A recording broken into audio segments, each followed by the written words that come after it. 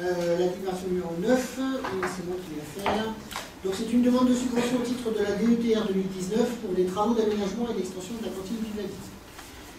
Vu le Code général des collectivités territoriales, vu la circulaire de la préfète de Seine-et-Marne en date du 23 octobre 2018 relative à la dotation d'équipement des territoires ruraux 2019, considérant que la cantine Vivaldi a besoin de travaux d'aménagement et d'agrandissement, car elle ne répond plus aux besoins de la collectivité, considérant que ce projet est éligible à la DETR 2019, vu l'exposé du rapporteur, le conseil municipal après avoir délibéré approuve le projet selon le montage financier suivant. Vous avez un tableau qui vous explique le montant hors taxe des travaux de 460 000, un taux de la DETR qui peut aller jusqu'à 80% du montant hors taxe, donc ça ferait 360 000 € de subvention, et donc 20% qui resterait à minima à la charge de la collectivité pour un montant de 92 000 €. Autorise Monsieur le maire à solliciter une subvention au titre de la DETR 2019 pour le financement des travaux d'aménagement et d'extension de la cantine. Est-ce qu'il y a des prises de parole?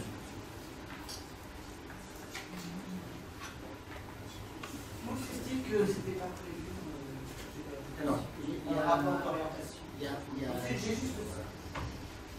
Voilà, prise de parole en premier. D'accord. La deuxième? Informé.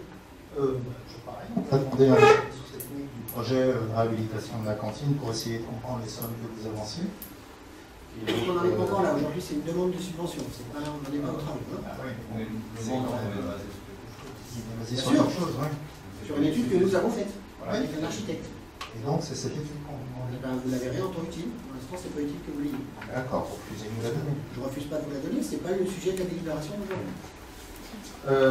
En se renseignant dans des comptes rendus de conseils municipaux sur des projets similaires, on constate que bien souvent le montant de la subvention est de 60% ou 80% Oui. du montant total des travaux.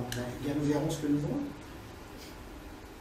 Il vaut mieux prévoir moins que tout. Mais qui vous dit qu'on n'a pas prévu moins?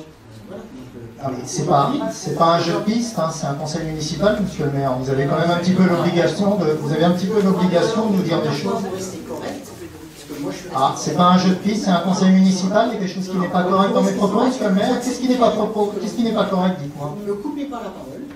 Vous non plus, hein. Premier appel à l'ordre. Et puis, après, vous allez faire Par quoi? rapport au Vous allez me règlement mettre du conseil dehors? municipal, si vous continuez comme ça, je vais vous exclure. Oui. Donc, je vous préviens, une première fois, Ah, ne jouez pas à ça. parce vous que avez plus que ça, on monsieur n'est le pas là, maire? on n'est pas là, on n'est pas Vous là n'avez pour- plus que ça, je On n'est pas là confirme. pour que vous fassiez votre spectacle. On n'est pas là On n'est pas là pour que vous fassiez votre spectacle. Vous n'expliquez On est pas là pour aux vous poser des Patusiens questions, s'ils je sont vous en donne droit des de réponses savoir. qui ne vous conviennent Je jamais, n'ai parce que aucune vous ne réponse et comprenez aucun pas, argument. et vous ne me coupez pas la parole. Deuxième avertissement. Et après, vous allez faire quoi? Deuxième avertissement. Qu'est-ce que vous avez fait? Arrêtez de tenter de me menacer parce que je vous assure que vous allez être exclu de ce Vous n'avez conseil. plus que ça. Donc nous passons au vote. Vous n'avez plus que ça. Y a-t-il des votes contre? Je passe au vote, vu l'attitude de M. Landry. Y a-t-il des votes contre? Deux votes contre? Donc trois, parce que M. Claudin. Y a-t-il des abstentions? Adopté. Merci. Les enfants seront tout à fait contents. Oui, il y a trois votes contre. M. Claudin, vous avez voté contre, on est d'accord? Non, c'est pas ça du tout. Alors, je retourne dans les opérations de vote. Le Simplement règlement intérieur vous du conseil l'acceptez municipal pas, on va est très clair. Lorsque j'ai dit que l'on passait aux opérations de vote, le silence est requis et vous faites les votes. S'il y a une autre question, je vous y répondrai après, mais à partir du moment où j'ai dit qu'on passait au vote, on passe au vote. Donc y a-t-il des votes contre? Y a-t-il des abstentions? Donc, tout le monde est d'accord. Voilà. Ça ne sert à rien de faire un sketch. Maintenant, je peux poser ma question. Je vous écoute, M. Claudin, je vous donne Il y a quelques temps, vous nous aviez dit que la fréquentation concernant les enfants était moins 100. Oui, Moins 100 élèves par rapport à ce que c'était il y a quelques années. oui, D'accord? fait. Alors, refaire une cantine avec moins 100 élèves maintenant, est-ce que c'est vraiment utile?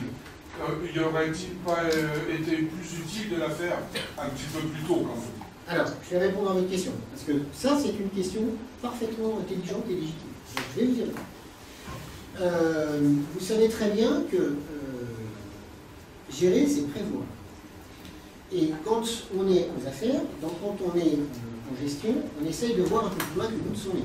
C'est d'ailleurs ce qu'on avait fait dans notre programme, puisque l'extension de cette cantine, elle était prévue dans notre programme. Donc nous continuons à développer le programme. Alors, on l'adapte aussi en fonction des changements. S'il y a 6 ans, c'était utile et que ça ne le soit plus aujourd'hui, bien évidemment qu'on ne l'aurait pas fait. Pourquoi est-ce qu'on le fait? Tout simplement parce que on est dans une situation aujourd'hui qui est un petit peu anachronique, c'est que lorsque vous avez des augmentations dans les écoles de présence ou des diminutions, vous avez dans les cantines, dans les garderies du matin et du soir et dans les centres de loisirs exactement la même fluctuation. Ne me demandez pas pourquoi, j'en sais rien. Saint-Baptiste est différent des autres.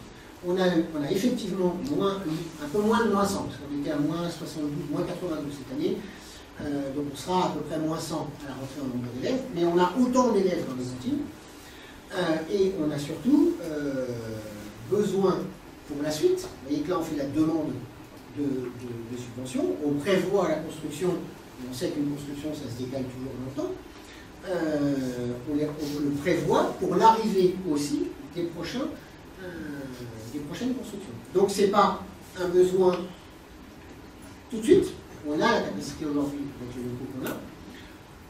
Ça va nous aider parce qu'effectivement la cantine des petits est délocalisée dans le local est différent, et si on peut la rapatrier plus rapidement, je vous parlerai tout à l'heure de la cantine actuelle, parce que c'est une extension, c'est pas plus mal. Voilà. Donc c'est de l'investissement pour l'avenir, le temps qu'il se fasse, et les prévisions pour le plus tard.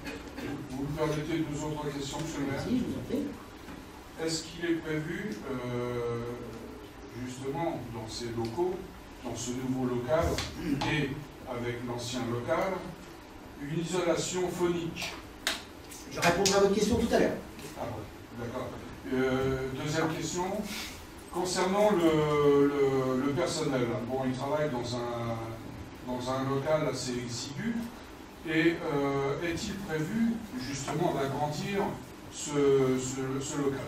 Nous en serons à la phase de réalisation et nous présenterons le projet. Vous pourrez vous apercevoir que tout cela a été prévu. Vous le savez, nous on ne sait pas. On sait que l'objet de la délibération qu'on vous proposez aujourd'hui, vous n'aviez pas besoin d'avoir ces informations-là pour pouvoir donc voilà pourquoi je me suis permis de vous faire des... Mais elles étaient tout à fait justifiées, j'y réponds.